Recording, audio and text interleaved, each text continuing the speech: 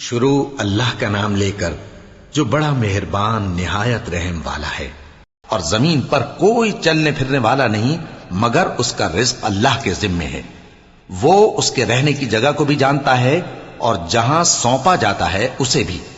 یہ سب کچھ کتاب روشن میں لکھا ہوا ہے۔ اور وہی تو ہے جس نے آسمانوں اور زمین کو 6 دن میں بنایا اور اس وقت اس کا عرش پانی پر تھا۔ تمہارے پیدا کرنے سے مقصود یہ ہے کہ وہ تم کو آزمائے کہ تم میں عمل کے لحاظ سے کون بہتر ہے۔ اور اے نبی، اگر تم کہو کہ تم لوگ مرنے کے بعد زندہ کر کے اٹھائے جاؤ گے تو کافر کہہ دیں گے کہ یہ تو کھلا جادو ہوا۔ اور اگر ایک مدت معین تک ہم ان سے عذاب روک دیں تو کہیں گے کہ کون سی چیز عذاب کو روکے ہوئے ہے؟ دیکھو، جس روز وہ ان پر واقع ہوگا پھر ٹلنے کا نہیں، اور جس چیز کا یہ مذاق اڑاتے ہیں وہ ان کو گھیر لے گی۔ اور اگر ہم انسان کو اپنے پاس سے نعمت بخشیں پھر اس سے اس کو چھین لے تو نا امید اور ناشکرا ہو جاتا ہے۔ اور اگر تکلیف پہنچنے کے بعد آسائش کا مزہ چکھائیں تو خوش ہو کر کہتا ہے کہ سب سختیاں مجھ سے دور ہو گئیں۔ بے شک وہ ہے ہی خوشی میں مست ہو جانے والا، بڑا فخر جتانے والا۔ ہاں، جنہوں نے صبر کیا اور عمل نیک کیے، یہی ہیں جن کے لیے بخشش اور اجر عظیم ہے۔ تو شاید تم کچھ چیز وہی میں سے جو تمہارے پاس آتی ہے چھوڑ دو، اور اس خیال سے تمہارا دل تنگ ہو کہ کافر یہ کہنے لگیں کہ اس پر کوئی خزانہ کیوں نہیں نازل ہوا، یا اس کے ساتھ کوئی فرشتہ کیوں نہیں آیا۔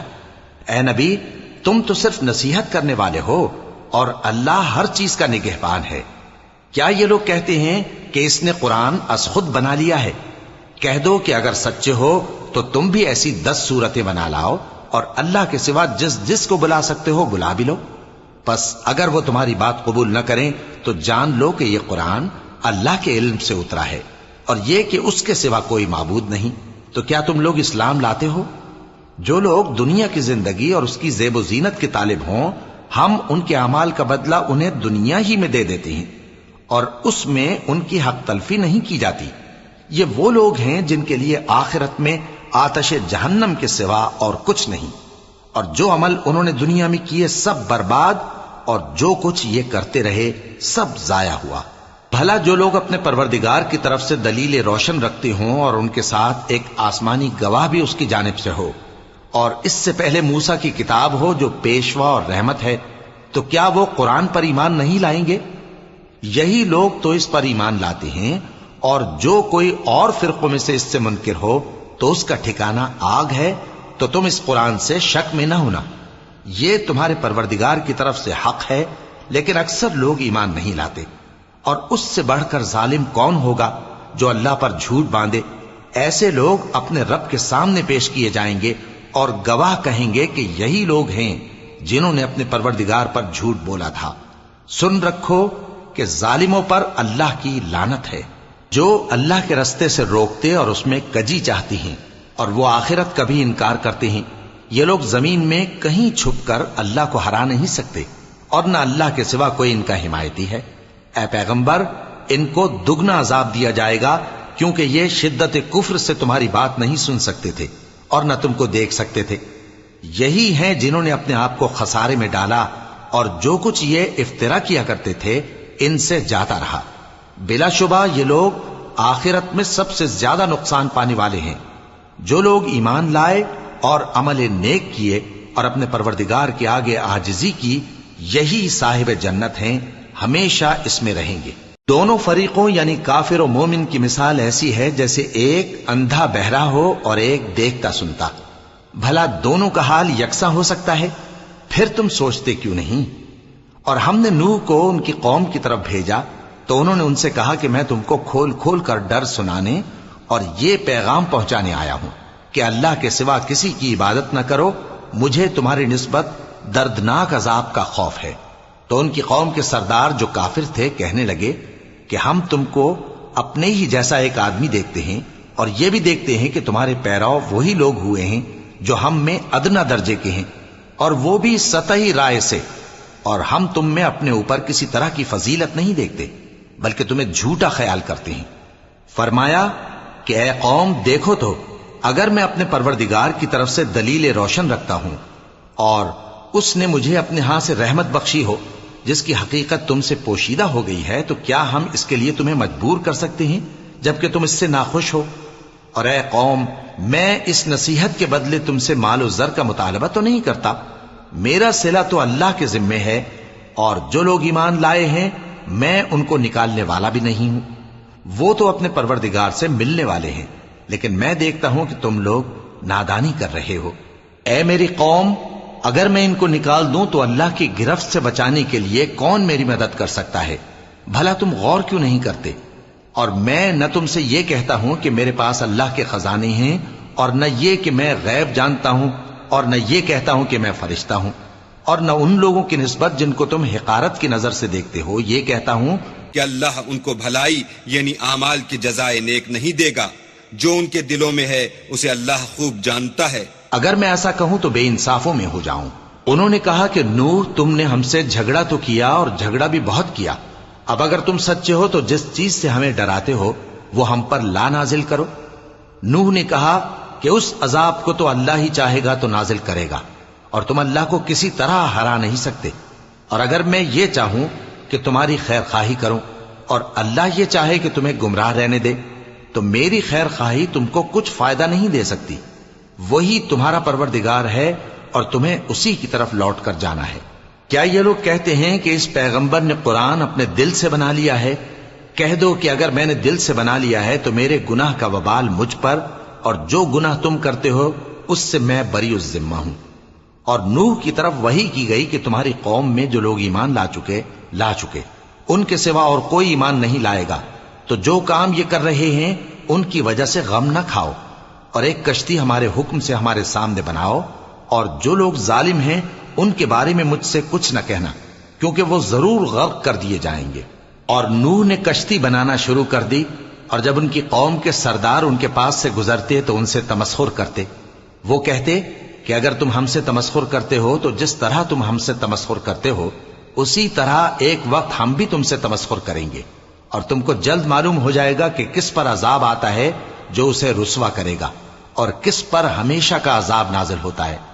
یہاں تک کہ جب ہمارا حکم آ پہنچا اور تنور جوش مارنے لگا تو ہم نے نوح کو حکم دیا کہ ہر قسم کے پالتو جانوروں میں سے جوڑا جوڑا یعنی ایک ایک نر اور ایک ایک مادہ لے لو، اور جس شخص کی نسبت حکم ہو چکا ہے کہ ہلاک ہو جائے گا اس کو چھوڑ کر اپنے گھر والوں کو اور جو ایمان لایا ہو اس کو کشتی میں سوار کر لو، اور ان کے ساتھ ایمان بہت ہی کم لوگ لائے تھے۔ نوح نے کہا کہ اللہ کا نام لے کر کہ اسی کے کرم سے اس کا چلنا اور ٹھہرنا ہے، اس میں سوار ہو جاؤ، بے شک میرا پروردگار بخشنے والا ہے، مہربان ہے۔ اور وہ ان کو لے کر طوفان کی لہروں میں چلنے لگی۔ لہریں کیا تھیں؟ گویا پہاڑ تھے۔ اس وقت نوح نے اپنے بیٹے کو جو کشتی سے الگ تھا پکارا کہ بیٹا ہمارے ساتھ سوار ہو جا اور کافروں میں شامل نہ ہو۔ اس نے کہا کہ میں ابھی پہاڑ سے جا لگوں گا، وہ مجھے پانی سے بچا لے گا۔ فرمایا کہ آج اللہ کے عذاب سے کوئی بچانے والا نہیں اور نہ کوئی بچ سکتا ہے مگر وہی جس پر اللہ رحم کرے۔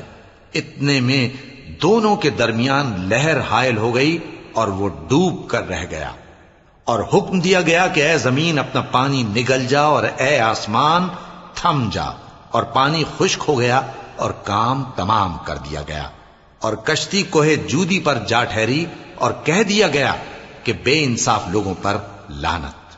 اور نوح نے اپنے پروردگار کو پکارا اور کہا کہ پروردگار، میرا بیٹا بھی میرے گھر والوں میں ہے، تو اس کو بھی نجات دے، تیرا وعدہ سچا ہے اور تو بہترین حاکم ہے۔ اللہ نے فرمایا کہ اے نوح، وہ تیرے گھر والوں میں نہیں ہے، وہ تو سراسر بد عمل ہے، تو جس چیز کی تم کو حقیقت معلوم نہیں اس کے بارے میں مجھ سے درخواست ہی نہ کرو، اور میں تم کو نصیحت کرتا ہوں کہ نادان نہ بنو۔ نوح نے کہا پروردگار، میں تجھ سے پناہ مانگتا ہوں کہ ایسی چیز کی تجھ سے درخواست کروں جس کی حقیقت مجھے معلوم نہیں، اور اگر تو مجھے نہیں بخشے گا اور مجھ پر رحم نہیں فرمائے گا تو میں تباہ ہو جاؤں گا۔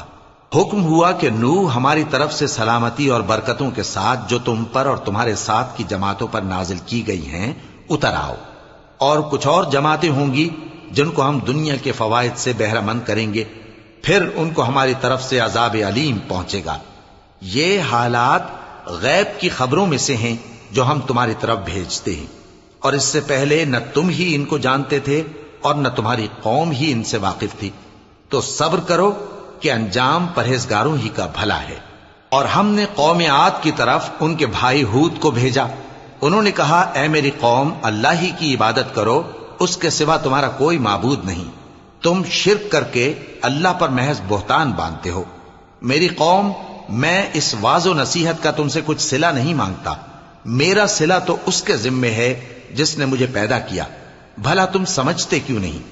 اور اے قوم، اپنے پروردگار سے بخشش مانگو، پھر اس کے آگے توبہ کرو، وہ تم پر آسمان سے موسلا دھار بارش برسائے گا اور تمہاری طاقت پر طاقت بڑھائے گا، اور دیکھو گناہگار بن کر روگردانی نہ کرو۔ وہ بولے، ہود، تم ہمارے پاس کوئی دلیل ظاہر نہیں لائے، اور ہم صرف تمہارے کہنے سے نہ اپنے معبودوں کو چھوڑنے والے ہیں اور نہ تم پر ایمان لانے والے ہیں۔ ہم تو یہ سمجھتے ہیں کہ ہمارے کسی معبود نے تمہیں تکلیف پہنچا کر دیوانہ کر دیا ہے۔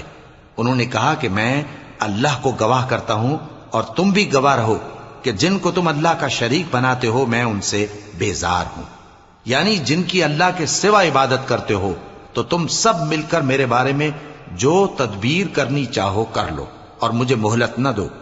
میں اللہ پر جو میرا اور تمہارا سب کا پروردگار ہے بھروسہ رکھتا ہوں۔ زمین پر جو چلنے پھرنے والا ہے وہ اللہ کے قبضہ قدرت میں ہے، بے شک میرا پروردگار سیدھے رستے پر ہے۔ اب اگر تم روگردانی کرو گے تو جو پیغام میرے ذریعے تمہاری طرف بھیجا گیا ہے وہ میں نے تمہیں پہنچا دیا ہے، اور میرا پروردگار تمہاری جگہ اور لوگوں کو لا بسائے گا، اور تم اللہ کا کچھ بھی نہیں بگاڑ سکو گے۔ میرا پروردگار تو ہر چیز پر نگہبان ہے۔ اور جب ہمارا حکم عذاب آ پہنچا تو ہم نے ہود کو اور جو لوگ ان کے ساتھ ایمان لائے تھے ان کو اپنی مہربانی سے بچا لیا اور انہیں عذاب شدید سے نجات دی۔ یہ وہی قوم عاد ہے جس نے اللہ کی نشانیوں سے انکار کیا اور اس کے پیغمبروں کی نافرمانی کی اور ہر سرکش و متکبر کا کہا مانا، اور اس دنیا میں بھی لعنت ان کے پیچھے لگی رہی اور قیامت کے دن بھی لگی رہے گی۔ دیکھو، قوم عاد نے اپنے پروردگار سے کفر کیا، اور سن رکھو قوم عاد پر پھٹکار ہے جو ہود کی قوم تھی۔ اور قوم سمود کی طرف ان کے بھائی صالح کو بھیجا تو انہوں نے کہا، اے قوم، اللہ ہی کی عبادت کرو، اس کے سوا تمہارا کوئی معبود نہیں، اسی نے تم کو زمین سے پیدا کیا اور اس میں آباد کیا، تو اس سے مغفرت مانگو اور اس کے آگے توبہ کرو، بے شک میرا پروردگار نزدیک بھی ہے اور دعا کا قبول کرنے والا بھی ہے۔ انہوں نے کہا کہ صالح، اس سے پہلے ہم تم سے کئی طرح کی امیدیں رکھتے تھے، اب وہ منقطع ہو گئی۔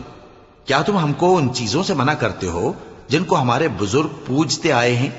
اور جس بات کی طرف تم ہمیں بلاتے ہو اس کی طرف سے ہم بڑے بھاری شک میں ہیں۔ صالح نے کہا، اے میری قوم، بھلا دیکھو تو، اگر میں اپنے پروردگار کی طرف سے کھلی دلیل پر ہوں اور اس نے مجھے اپنے ہاتھ سے نبوت کی نعمت بخشی ہو، تو اگر میں اللہ کی نافرمانی کروں تو اس کے سامنے میری کون مدد کرے گا؟ تم تو کفر کی باتوں سے میرا نقصان ہی کرتے ہو۔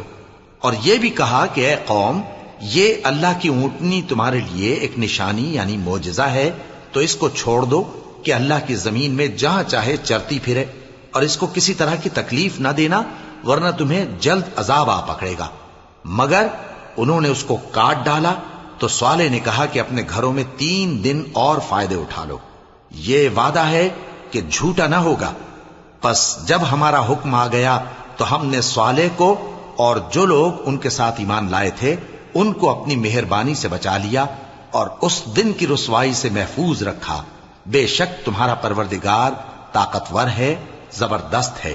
اور جن لوگوں نے ظلم کیا تھا ان کو چنگھاڑ کی صورت میں عذاب نے آ پکڑا تو وہ اپنے گھروں میں اوندھے پڑے رہ گئے، گویا کبھی ان میں بسے ہی نہ تھے۔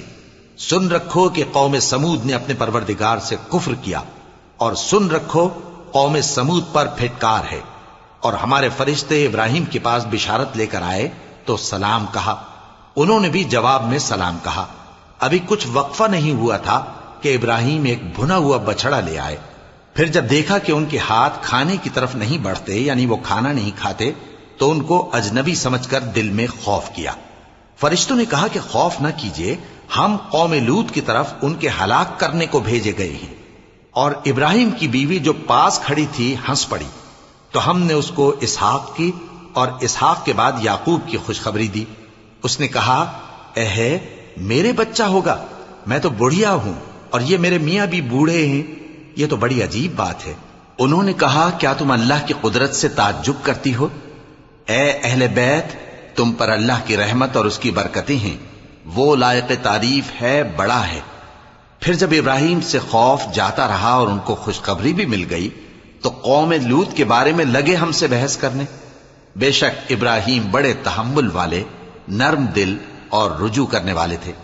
اے ابراہیم، اس بات کو جانے دو، تمہارے پروردگار کا حکم آ پہنچا ہے اور ان لوگوں پر عذاب آنے والا ہے جو کبھی نہیں ٹلنے کا۔ اور جب ہمارے فرشتے لوط کے پاس آئے تو وہ ان کے آنے سے غمناک اور تنگ دل ہوئے اور کہنے لگے کہ آج کا دن بڑی مشکل کا دن ہے۔ اور لوط کی قوم کے لوگ ان کے پاس بے تحاشا دوڑتے ہوئے آئے اور یہ لوگ پہلے ہی سے انتہائی بےہودہ حرکتیں کیا کرتے تھے۔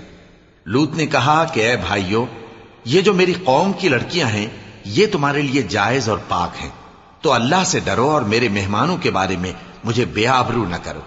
کیا تم میں کوئی بھی شائستہ آدمی نہیں؟ وہ بولے تم کو معلوم ہے کہ تمہاری ان بیٹیوں کی ہمیں کچھ حاجت نہیں، اور جو ہماری غرض ہے اسے تم خوب جانتے ہو۔ لوط نے کہا اے کاش مجھ میں تمہارے مقابلے کی طاقت ہوتی یا میں کسی مضبوط قلعے میں پناہ لے لیتا۔ فرشتوں نے کہا اے لوط، ہم تمہارے پروردگار کے فرشتے ہیں، یہ لوگ ہرگز تم تک نہیں پہنچ سکیں گے، تو کچھ رات رہے سے اپنے گھر والوں کو لے کر چل دو اور تم میں سے کوئی شخص پیچھے مڑ کر نہ دیکھے مگر تمہاری بیوی کے جو آفت ان پر پڑنے والی ہے وہی اس پر بھی پڑے گی۔ ان کے عذاب کے وعدے کا وقت صبح ہے، اور کیا صبح کچھ دور ہے؟ پھر جب ہمارا حکم آیا ہم نے اس بستی کو الٹ کر نیچے اوپر کر دیا اور ان پر پتھر کی تہ بتہ کنکریاں برسائیں جن پر تمہارے پروردگار کے ہاں سے نشان کیے ہوئے تھے، اور وہ بستی ان ظالموں سے کچھ دور نہیں۔ اور مدین کی طرف ان کے بھائی شعیب کو بھیجا تو انہوں نے کہا کہ اے قوم، اللہ ہی کی عبادت کرو کہ اس کے سوا تمہارا کوئی معبود نہیں، اور ناپ اور تول میں کمی نہ کیا کرو، میں تو تم کو آسودہ حال دیکھتا ہوں، اور اگر تم ایمان نہ لاؤ گے تو مجھے تمہارے بارے میں ایک ایسے دن کے عذاب کا خوف ہے جو تم کو گھیر کر رہے گا۔ اور اے میری قوم، ناپ اور تول انصاف کے ساتھ پوری پوری کیا کرو، اور لوگوں کو ان کی چیزیں کم نہ دیا کرو، اور زمین میں خرابی کرتے نہ پھرو۔ اگر تم کو میرے کہنے کا یقین ہو تو اللہ کا دیا ہوا نفع ہی تمہارے لیے بہتر ہے، اور میں تمہارا نگہبان نہیں ہوں۔ انہوں نے کہا اے شعیب، کیا تمہاری نماز تمہیں یہ سکھاتی ہے کہ جن کو ہمارے باپ دادا پوجتے آئے ہیں ہم ان کو ترک کر دیں، یا اپنے مال میں تصرف کرنا چاہیں تو نہ کریں؟ تم تو بڑے نرم دل اور بڑے سیدھے ہو۔ انہوں نے کہا کہ اے قوم، دیکھو تو اگر میں اپنے پروردگار کی طرف سے دلیل روشن پر ہوں اور اس نے اپنے ہاں سے مجھے نیک روزی دی ہو تو کیا میں اپنا فرض ادا نہ کروں؟ اور میں نہیں چاہتا کہ جس بات سے میں تمہیں منع کروں خود اس کو کرنے لگوں۔ میں تو جہاں تک مجھ سے ہو سکے تمہارے معاملات کی اصلاح چاہتا ہوں، اور اس بارے میں مجھے توفیق کا ملنا اللہ ہی کے فضل سے ہے۔ میں اسی پر بھروسہ رکھتا ہوں اور اسی کی طرف رجوع کرتا ہوں۔ اور اے قوم، میری مخالفت تم سے کوئی ایسا کام نہ کرا دے کہ جیسی مصیبت نوح کی قوم یا ہود کی قوم یا صالح کی قوم پر واقع ہوئی تھی ویسی ہی مصیبت تم پر واقع ہو۔ اور لوط کی قوم کا زمانہ تو تم سے کچھ دور نہیں، اور اپنے پروردگار سے بخشش مانگو اور اس کے آگے توبہ کرو، بے شک میرا پروردگار بڑا مہربان ہے، بہت محبت کرنے والا ہے۔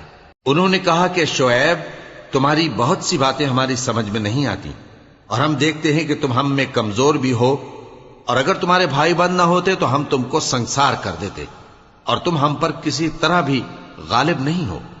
انہوں نے کہا کہ اے قوم، کیا میرے بھائی بندوں کا دباؤ تم پر اللہ سے زیادہ ہے، اور اس کو تم نے پیٹھ پیچھے ڈال رکھا ہے؟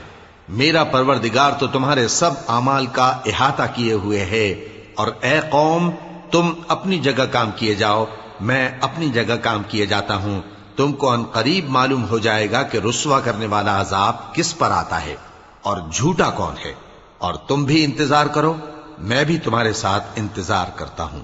اور جب ہمارا حکم آ پہنچا تو ہم نے شعیب کو اور جو لوگ ان کے ساتھ ایمان لائے تھے ان کو تو اپنی رحمت سے بچا لیا، اور جو ظالم تھے ان کو چنگھاڑ نے آ دبوچا، تو وہ اپنے گھروں میں اوندھے پڑے رہ گئے، گویا ان میں کبھی بسے ہی نہ تھے۔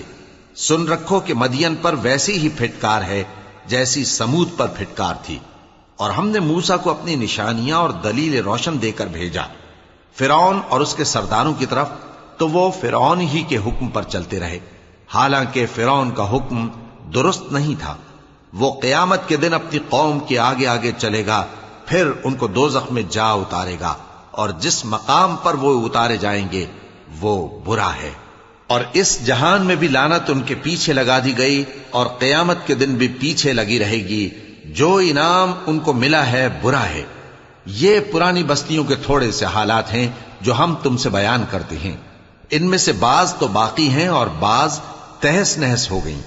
اور ہم نے ان لوگوں پر ظلم نہیں کیا بلکہ انہوں نے خود اپنے اوپر ظلم کیا۔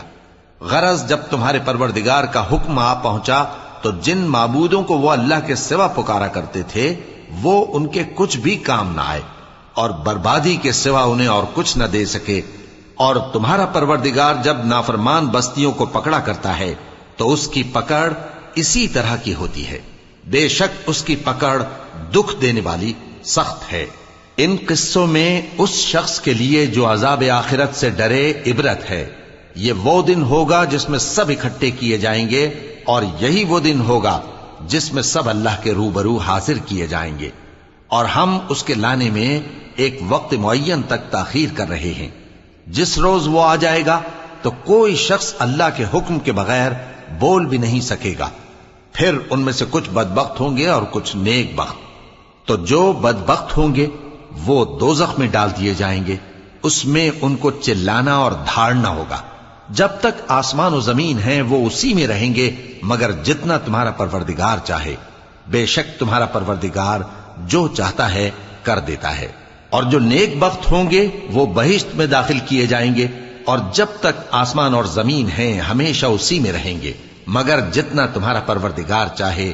یہ اللہ کی بخشش ہے جو کبھی منقطع نہیں ہوگی۔ تو یہ لوگ جو غیر اللہ کی پرستش کرتے ہیں اس سے تم شک میں نہ پڑنا، یہ اسی طرح پرستش کرتے ہیں جس طرح پہلے سے ان کے باپ دادا پرستش کرتے آئے ہیں، اور ہم ان کو ان کا حصہ پورا پورا بغیر کچھ کم کیے دینے والے ہیں۔ اور ہم نے موسیٰ کو کتاب دی تو اس میں اختلاف کیا گیا، اور اگر تمہارے پروردگار کی طرف سے ایک بات پہلے نہ ہو چکی ہوتی تو ان میں فیصلہ کر دیا جاتا، اور وہ تو اس کی طرف سے بڑے بھاری شک میں پڑے ہوئے ہیں۔ اور تمہارا پروردگار ان سب کو قیامت کے دن ان کے اعمال کا پورا پورا بدلہ دے گا، بے شک جو عمل یہ کرتے ہیں وہ اس سے واقف ہے۔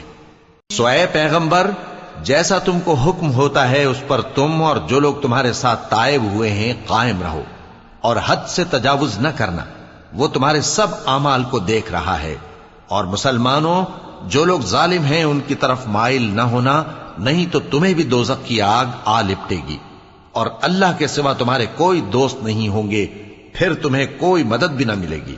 اور دن کے دونوں سروں یعنی صبح اور شام کے اوقات میں اور رات کی چند ساعتوں میں نماز پڑھا کرو، کچھ شک نہیں کہ نیکیاں گناہوں کو دور کر دیتی ہیں۔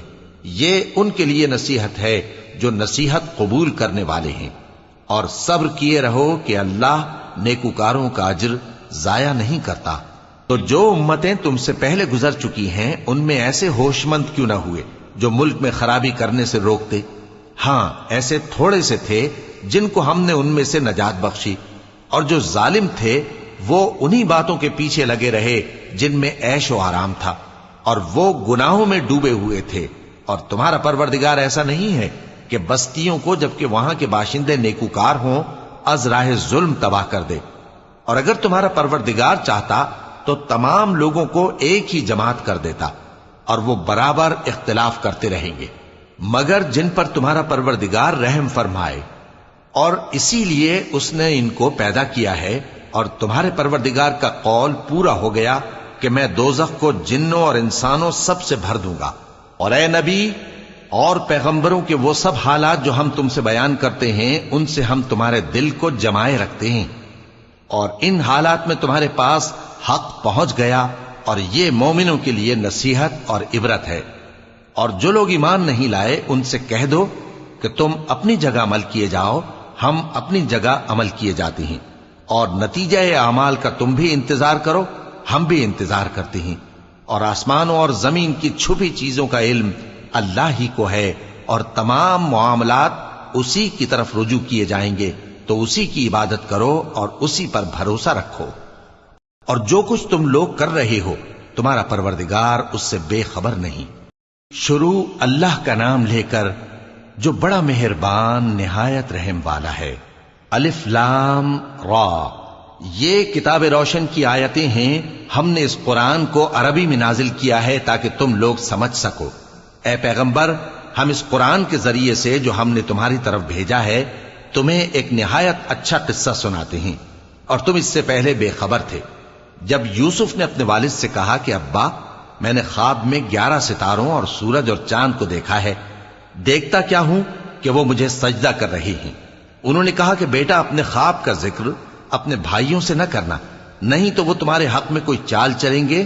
کچھ شک نہیں کہ شیطان انسان کا کھلا دشمن ہے، اور اسی طرح اللہ تمہیں برگزیدہ و ممتاز کرے گا اور خواب کی باتوں کی تعبیر کا علم سکھائے گا۔ اور جس طرح اس نے اپنی نعمت پہلے تمہارے دادا پر دادا ابراہیم اور اسحاق پر پوری کی تھی، اسی طرح تم پر اور اولاد یعقوب پر پوری کرے گا۔ بے شک تمہارا پروردگار سب کچھ جاننے والا ہے، حکمت والا ہے۔ ہاں، یوسف اور ان کے بھائیوں کے قصے میں پوچھنے والوں کے لیے بہت سی نشانیاں ہیں۔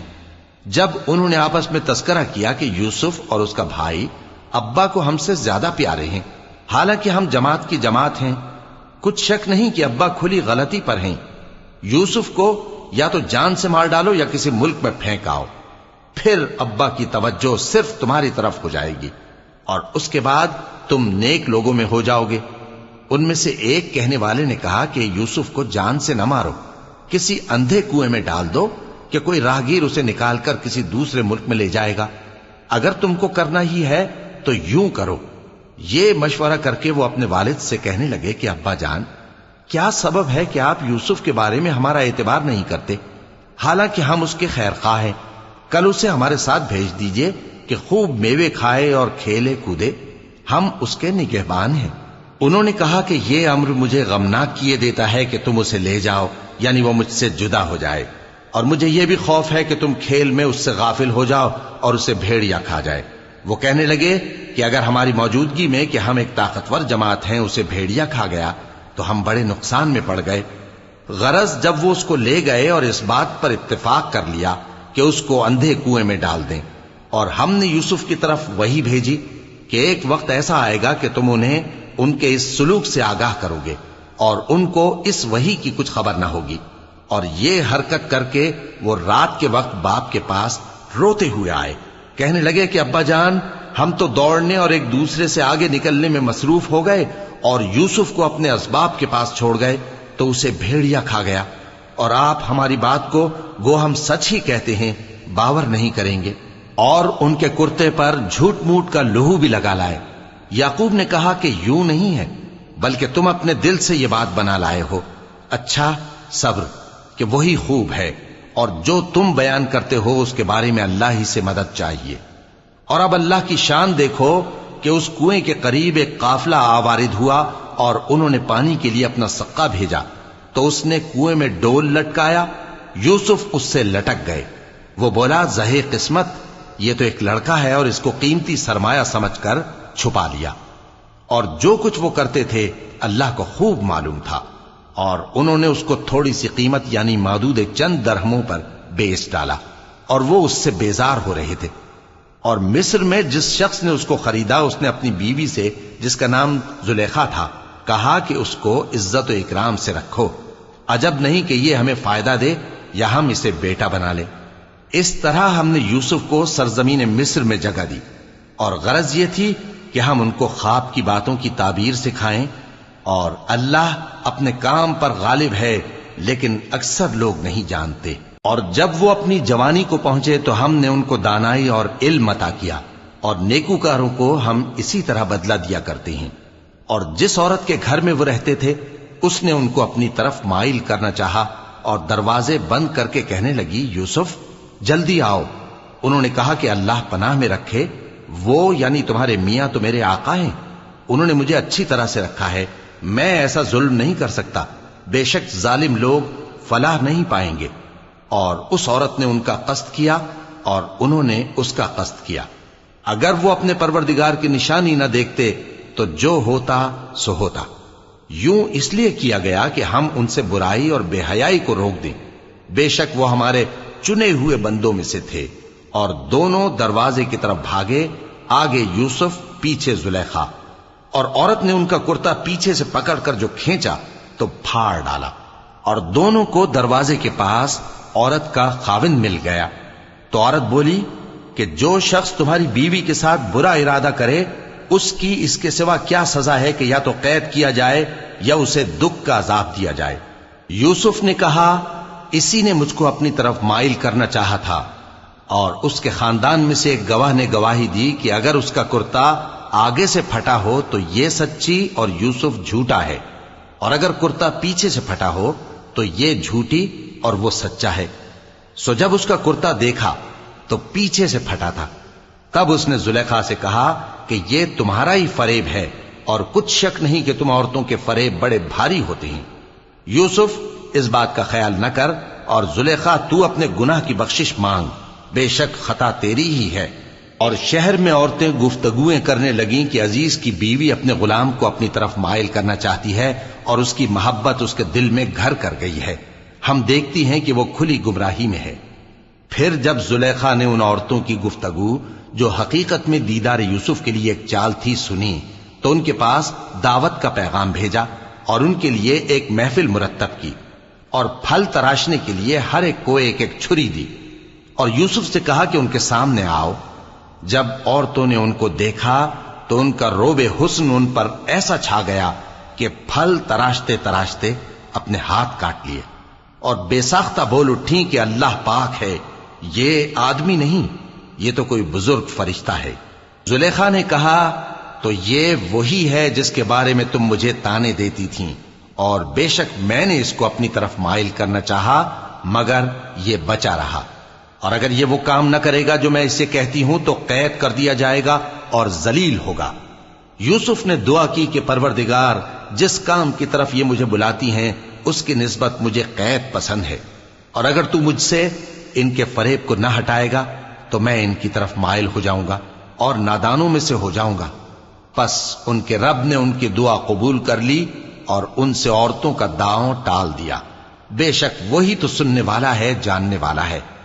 پھر باوجود اس کے کہ وہ لوگ ان کی بے گناہی کے نشان دیکھ چکے تھے، ان کی رائے یہی ٹھہری کہ کچھ عرصے کے لیے ان کو قید ہی کر دیں۔ اور ان کے ساتھ دو اور جوان بھی داخل زندہ ہوئے۔ ایک نے ان میں سے کہا کہ میں نے خواب دیکھا ہے، دیکھتا کیا ہوں کہ شراب کے لیے انگور نچوڑ رہا ہوں۔ دوسرے نے کہا کہ میں نے بھی خواب دیکھا ہے، میں یہ دیکھتا ہوں کہ اپنے سر پر روٹیاں اٹھائے ہوئے ہوں اور پرندے ان میں سے کھا رہے ہیں، تو ہمیں ان کی تعبیر بتا دیجئے کہ ہم تمہیں نیکوکار دیکھتے ہیں۔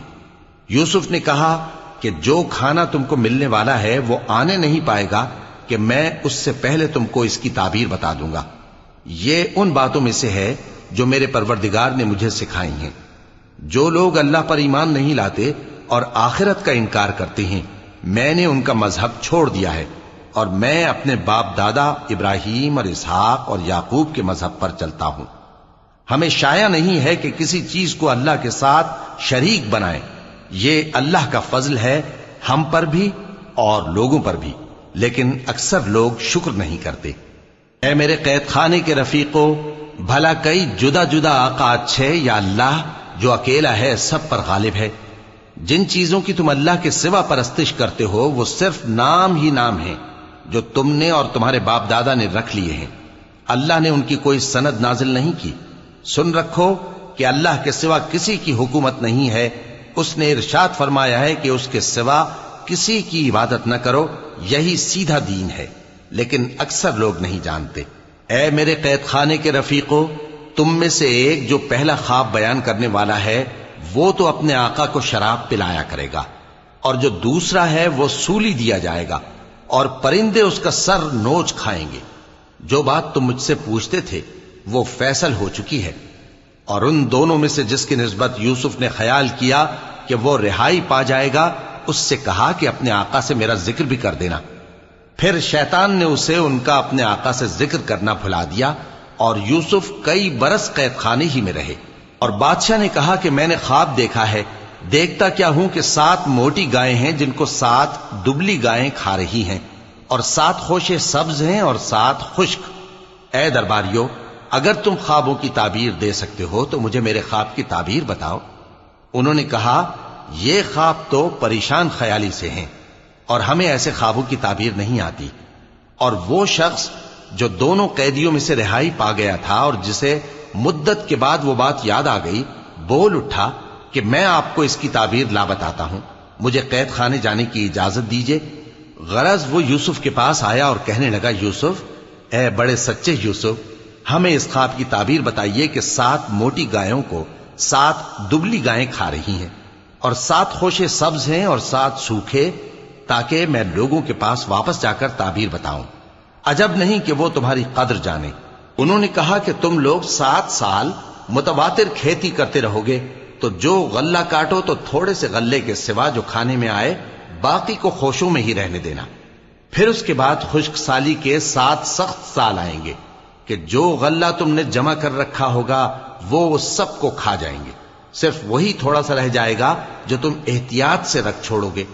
پھر اس کے بعد ایک ایسا سال آئے گا کہ خوب مے برسے گا اور لوگ اس میں رس نچوڑیں گے۔ اور یہ تعبیر سن کر بادشاہ نے حکم دیا کہ یوسف کو میرے پاس لے آؤ۔